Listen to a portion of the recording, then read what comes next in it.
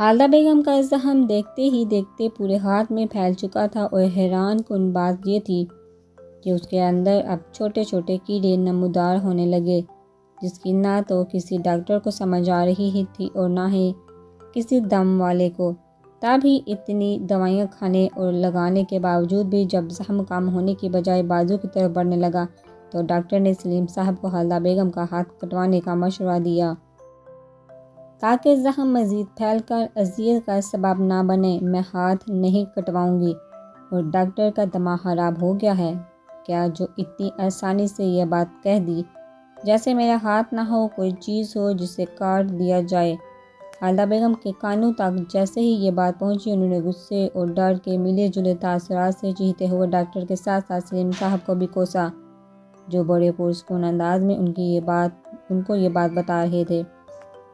اس کا دماغ خراب نہیں ہوا بلکہ تمہارا ہو گیا ہے۔ جو بات سننے اور سمجھنے سے پہلے ہی واویلا مچانا شروع کر دیتی ہے۔ ان کے قریب بیٹھے سلیم صاحب نے ان کے مسلسل بولنے سے تنگ آ کر بیزاری سے کہا، ہاں میرا ہی دماغ خراب ہو گیا ہے جو آپ کے منہ لگ رہی ہوں، اور میں آپ کو بتا رہی ہوں سلیم صاحب، میں اس جیلی اور 2 نمبر ڈاکٹر کی باتوں میں آ کر اپنا ہاتھ بالکل نہیں کٹواؤں گی، چاہے جو مرضی ہو جائے۔ انہوں آنکھوں میں بے بسی اور تکلیف کے باعث آنے والے آنسو کو دائیں ہاتھ سے صاف کرتے وہ اٹھ کر کمرے سے باہر نکل گئی تو سلیم صاحب نے ان کی حالت دیکھ کر اللہ پاک سے رحم کی دعا کی۔ 1 ہفتے بعد ڈاکٹر نے اسکندر صاحب کی حالت سنبھلنے کے بعد انہیں ڈسچارج کیا تو حارث اور حاشر انہیں لے کر گھر پہنچے، جہاں فریحہ بیگم اور سارہ انہی کے انتظار میں بیٹھی تھی۔ ماموں یہ کیا ہو گیا آپ کو؟ سارہ جو اس دن سے طبیعت خرابی کا بہانہ کر کے ایک بار بھی اسکندر صاحب کو ہسپتال دیکھنے نہیں گئی تھی، اس نے انہیں ویل چیئر پر بے بسی کی تصویر بنے دیکھ کر چہرے پر تکلیف کے جھوٹے تاثرات سجاتے ان کے قریب نیچے زمین پر بیٹھتے آنکھوں میں آنسو بھرتے ان کا ہاتھ اپنے ہاتھ میں لیا، جس پر اسکندر صاحب نے کچھ بولنے کی کوشش میں اپنے لب ہلائے اور غصے سے اس کا ہاتھ جھٹکتے حارث کو اشارے سے اپنے کمرے میں جانے کا کہا، تو سارہ کے ساتھ ساتھ فریحہ بیگم نے بھی کسی غیر معمولی احساس کے تحت ایک دوسرے کو دیکھا۔ ابو اپنی طبیعت کی وجہ سے کافی چڑچڑے ہو گئے ہیں، اس لیے تم پریشان مت ہونا، ہمارے ساتھ بھی وہ کچھ دنوں سے ایسے ہی اکھڑے سے ہیں۔ حارث کو اسکندر صاحب کی ویل چیئر دھکیل کر کمرے کی طرف لے جاتا دیکھ حارث نے سارہ کے اترے ہوئے چہرے کو دیکھ کر تسلی دی اور خود بھی ان کے پیچھے ہی کمرے کی جانب بڑھا۔ یہ بڈھے کو کیا ہوا؟ ایسے میرا ہاتھ کیوں جھٹکا؟ ان کے جاتے ہی سارہ نے تعصب سے فریحہ بیگم کی طرف دیکھا تو خود بھی اسکندر صاحب کی حرکت پر غور کرتے وجہ سمجھنے کی کوشش میں لگی۔ سارہ کی بات پر نفی میں سر ہلا گئی۔ نور کا آج آخری پیپر تھا، تبھی اس نے ختیجہ کے کہنے پر زارون کو لٹانے کا کہا تاکہ وہ دونوں ساتھ کچھ وقت گزار سکیں، مگر پرچہ ختم ہوتے ہی ختیجہ نے اس سے اصرار کیا کہ وہ اس کے ساتھ اس کے گھر چلے کیونکہ اس کی امی اسے ملنا چاہتی ہیں۔ نہیں یار میں نہیں جا سکتی، ویسے بھی دی جان میرا انتظار کر ہی ہوں گی اور زارون کی اجازت کے بغیر جاؤں گی تو وہ غصہ کرے گا، اس لیے میں کسی اور دن چکر لگا لوں گی۔ نور نے اس کے بڑھتے اصرار پر ایک معقول سی وجہ بتاتے معذرت کی۔ اوہ تو یہ بات ہے، اب تمہیں مجھ سے زیادہ زارون اور اس کی دی جان عزیز ہو گئی ہیں۔ ٹھیک ہے بھئی، یہاں تو ہر انسان ہی مطلب پرست ہے۔ تنزیہ سی ہنستے ختیجہ نے کندھے اچکائے تو نور نے نفی میں سر ہلاتے وضاحت دی، نہیں یار ایسی بات نہیں ہے، اور تم کیوں ایسی باتیں کر رہی ہو؟ ہماری دوستی کے بیچ کوئی نہیں آ سکتا۔ پر کیا پر؟ تو میں کون سا تمہیں اغوا کرنے لگی ہوں جو تم اس طرح میرے ساتھ جانے سے ڈر رہی ہو؟ اور تم پہلے بھی بہت بار انکار کر چکی ہو، پر آج تمہیں میرے ساتھ چلنا پڑے گا کیونکہ میں ماما کو بول کے آئی ہوں، اور آج نور میرے ساتھ آئے گی تو آپ کسی پارٹی میں مت جائیے گا بلکہ گھر پر ہی رہیے گا۔ اور اب تم خود سوچو کہ اگر تم نہ گئی تو ماما کو کتنا برا لگے گا اور ساتھ مجھے بھی۔ نور کو بات کے درمیان رکتا دیکھ ختیجہ نے اپنی ناراضگی برقرار رکھتے ایک اور پتا پھینکا۔ اف ختیجہ یار ایسی بات نہیں ہے اور تم میری بات نہیں سمجھ رہی۔ اچھا ٹھیک ہے، میں زارون سے فون کر کے پوچھ لیتی ہوں پھر چلتی ہوں تمہارے ساتھ۔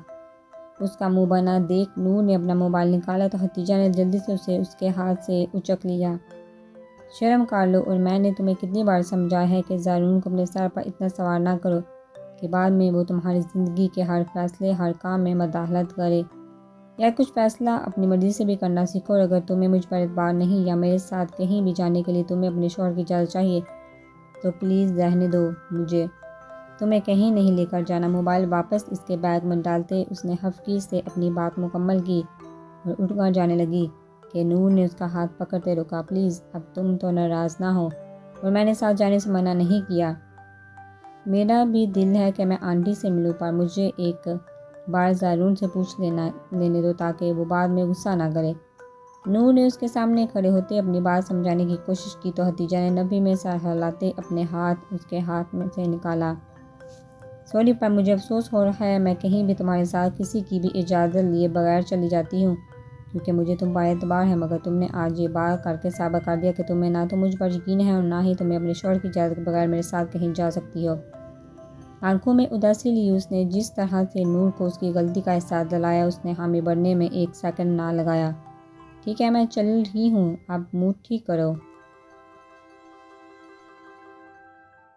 اس کی آنکھوں میں نمی اور افسردگی تھی کہ نور سے برداشت نہیں ہوا، تبھی اس نے دل سے تمام خدشات کو دور کرتے ہتیجہ کے ساتھ جانے کی حامی بڑھی تو وہ خوشی سے چیختے اس کے گلے لگ گئی۔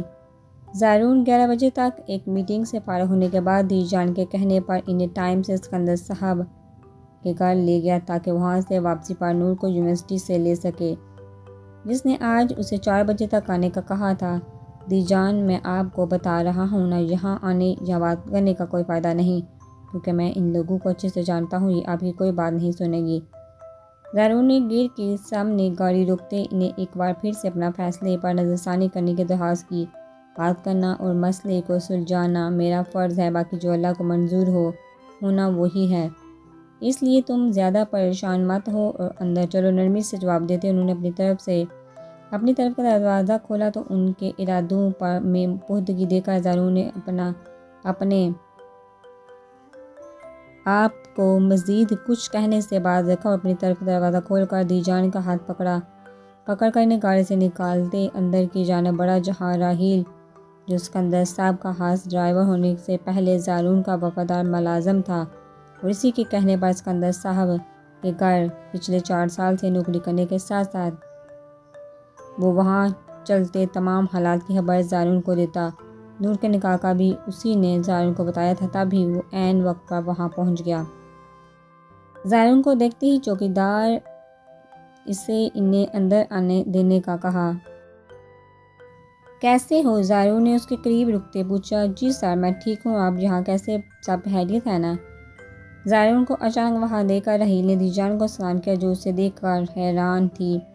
ہاں خیریت ہی ہے، بس دی جان کی ضد تھی کہ اپنی بہو کے گھر والوں سے ملنا چاہتی ہیں، تب ہی لے آیا۔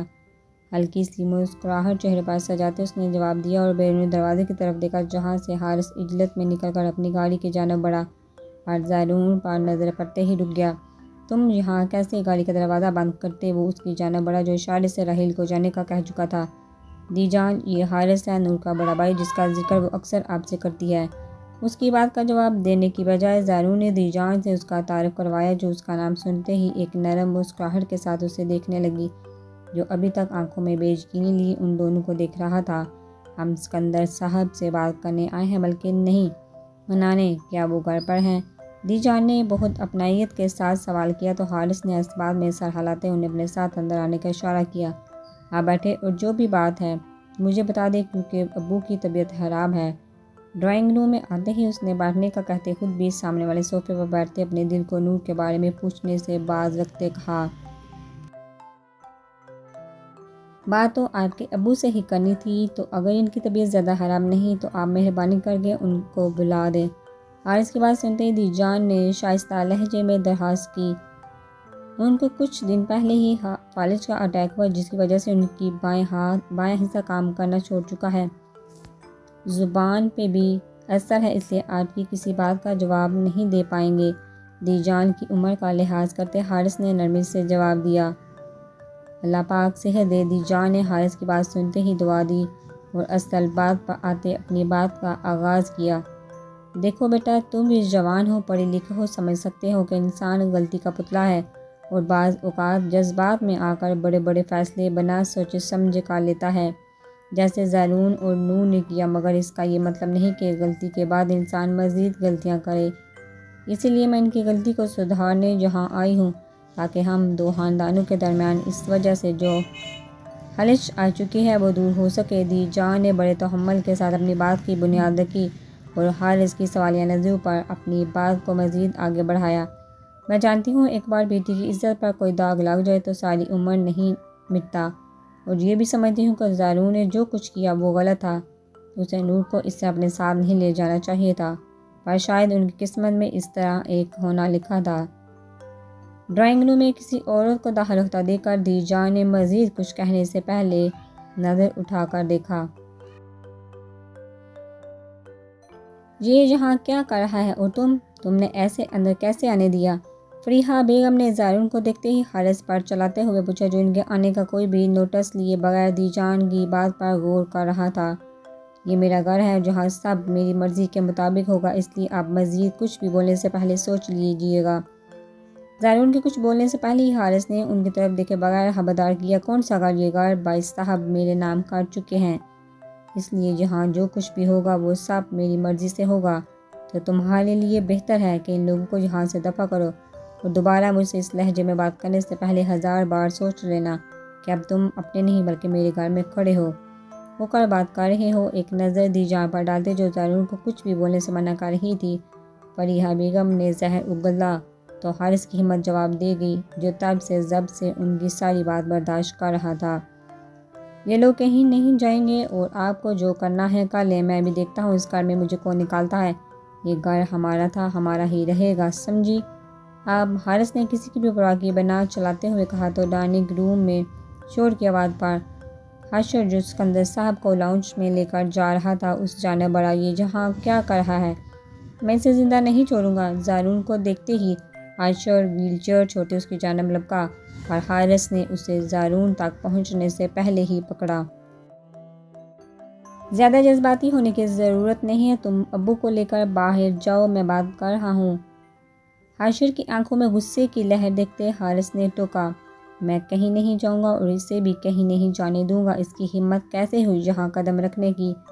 حارث کا ہاتھ جھٹکتے حشر نے ہونہار نظروں سے زارون کو دیکھا، جو اب ان سب کی مسلسل بدتمیزیوں پر دانت پیستے بس دی جان کی وجہ سے خاموش کھڑا سب برداشت کر رہا تھا۔ بیٹا، تحمل سے بیٹھ کر ہماری بات سن لو، ایسے غصے سے نہ تمہیں کچھ حاصل ہوگا نہ ہمیں، بلکہ بات مزید بگڑ جائے گی۔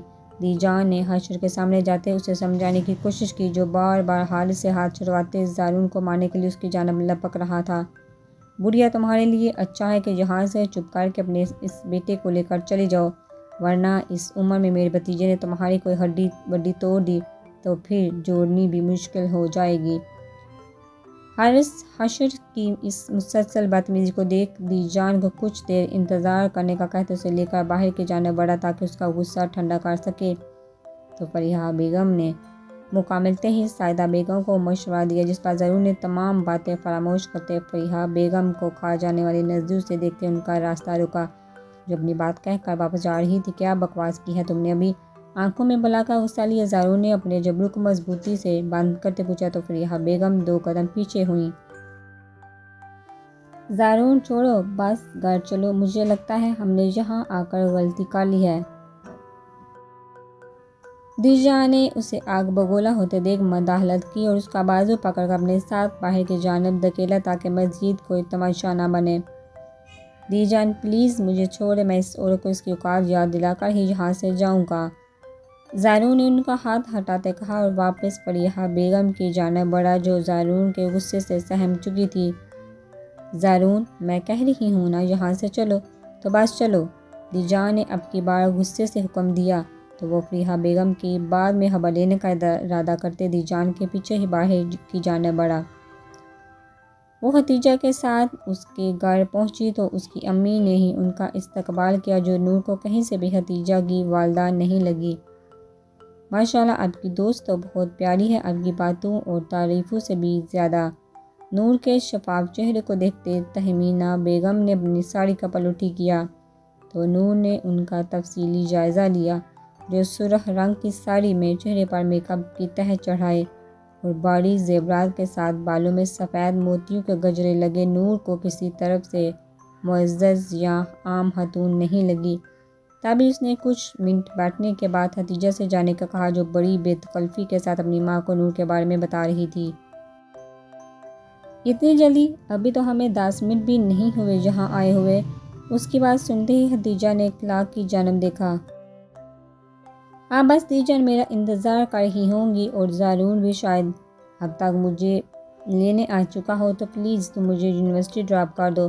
نور نے وہاں کے ماحول سے کچھ اجنبیت سی محسوس کرتے ہتیجہ سے کہا، جو اس کو پریشان دیکھ کر تسلی دیتی کچھ دیر میں چلنے کا کہتے ہی اپنی ملازمہ کو آواز لگانے لگی۔ مجھے لگ رہا ہے آپ کی دوست کو ہم سے مل کر زیادہ خوشی نہیں ہوئی۔ نور کے چہرے پر ہوائیاں اڑی دیکھ تہمینہ بیگم نے اندازہ لگایا۔ نہیں آنٹی، ایسی کوئی بات نہیں، بس میرے شوہر مجھے لینے آئے ہوں گے، اس لیے جانے کا بول رہی ہوں۔ مروتاً نور نے مسکراتے ہوئے انہیں مطمئن کرنا کیا تو ملازمہ ہتیجہ کی ہدایت کے مطابق جوس لے کر لاؤنج میں داخل ہوئی۔ اس تکلف کی کیا ضرورت تھی؟ نور نے خود کو پرسکون کرنے کی کوشش کرتے جوس کا گلاس اٹھایا۔ کیوں ضرورت نہیں تھی بھائی؟ تم ہماری مہمان اور ہم اپنے مہمانوں کی بہت عزت کرتے ہیں۔ نور کے کانپتے ہاتھوں کو دیکھ کر ہتیجہ نے تہمینہ بیگم کو چپکے سے آنکھ ماری تو وہ اپنی مسکراہٹ سکڑے گلاس لبوں سے لگا گئی۔